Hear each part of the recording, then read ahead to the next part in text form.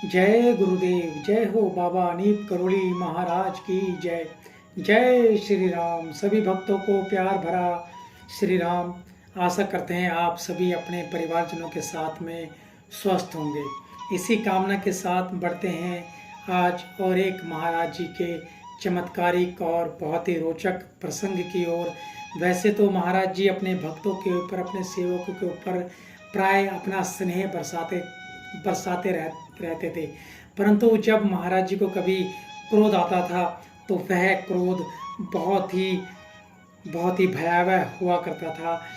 ऐसा ही एक रोचक प्रसंग है जिससे हमें सीखने को मिलेगा। कुछ ज्ञानवर्धक बात भी है कि हमें कभी भी अपने ऊपर घमंड नहीं करना चाहिए।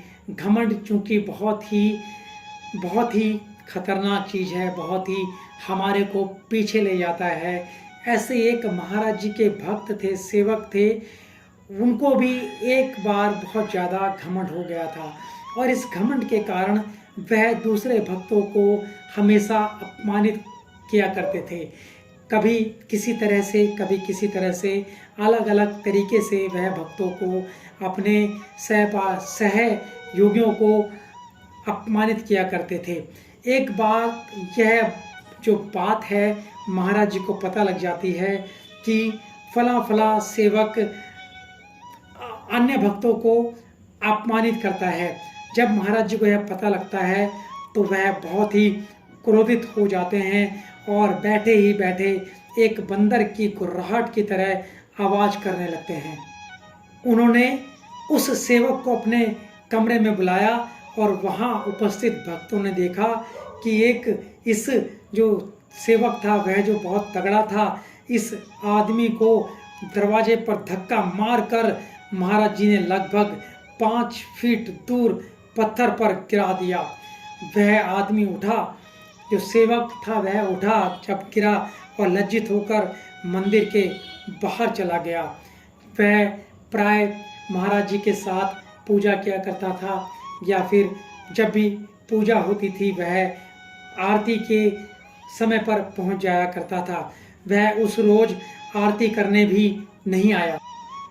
अगले दिन जब महाराज जी उस भक्त को जा रहे थे मिले, तो उस भक्त के साथ में उसकी पत्नी भी थी। उसकी पत्नी ने महाराज जी को प्रणाम किया, लेकिन उस आदमी ने उनकी ओर देखा तक नहीं, यानी कि महाराज जी से नज़र मिलाने की उसकी हिम्मत भी नहीं हुई। कहते हैं महाराज जी ने दुखी मन से उद्गार व्यक्त किए थे। क्योंकि महाराज जी कभी भी अपने भक्तों के ऊपर, सेवकों के ऊपर कभी भी नाराज नहीं हुआ करते थे, परंतु इस भक्त के ऊपर, इस सेवक के ऊपर इस तरह से नाराज हुए कि उन्होंने, महाराज जी ने यह तक कहा कि यह अब कभी हमारे पास नहीं आएगा। और अंत में यह व्यक्ति महाराज जी के पास कभी नहीं गया और लास्ट में यह व्यक्ति पूरा शराबी हो गया।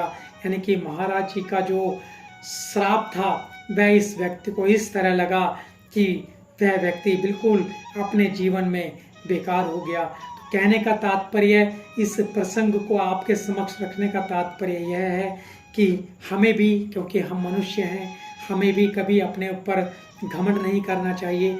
प्राय हम लोग घमंड कर जाते हैं, सभी के अंदर यह चीज़ है, परंतु अगर कभी घमंड हो भी तो उसको हमेशा उसको बरकरार नहीं रखना है। अपने घमंड को सोचें, समझें और उसको नीचे ले आएं, ताकि आप जिस भी परिस्थिति में हो, जिस भी ऊंचाई पर हो, जिस भी जगह पर हो, वहाँ पर घमंड का कोई काम नहीं है, क्योंकि घमंड आदमी को बिल्कुल बेकार कर देता है। तो आशा करते हैं आपको आज का ये प्रसंग अत्यंत ही पसंद आया होगा। आज के लिए इतना ही। जय गुरुदेव, जय हो बाबा नीप करोली महाराज, जय उत्तराखंड। और आप सभी का बहुत बहुत धन्यवाद।